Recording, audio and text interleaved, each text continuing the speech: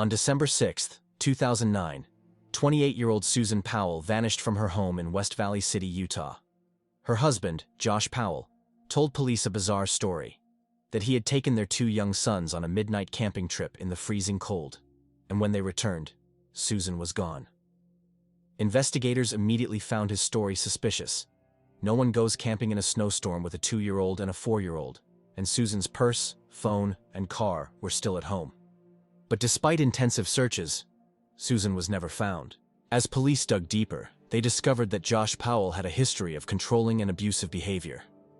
Susan had told friends and family that she feared for her life, and she had even recorded a secret video documenting her assets in case anything happened to her. Authorities also began looking at Josh's father, Steve Powell, who had an obsession with Susan, keeping secret videos and photos of her. But despite their disturbing behavior, neither man was charged, and Josh maintained custody of their 2 children. With no body and no direct evidence, Josh Powell was never arrested for Susan's disappearance, leaving her family in limbo. In 2012, after years of legal battles, a judge ordered that Josh undergo a psychological evaluation before he could regain custody of his sons.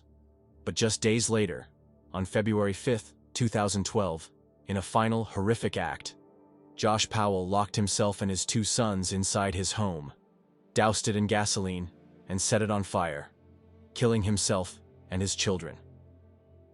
The boys had reportedly begun talking about their mother's disappearance, saying she was in the trunk of the car the night she vanished. It appeared Josh took the truth to the grave with him. Despite Josh's suicide and the deaths of their sons, Susan Powell's body has never been found. Investigators strongly believe Josh killed Susan and disposed of her body, but with no remains, the case remains officially unsolved. Susan's family continues to search for answers, keeping hope alive that one day, the truth will be fully revealed.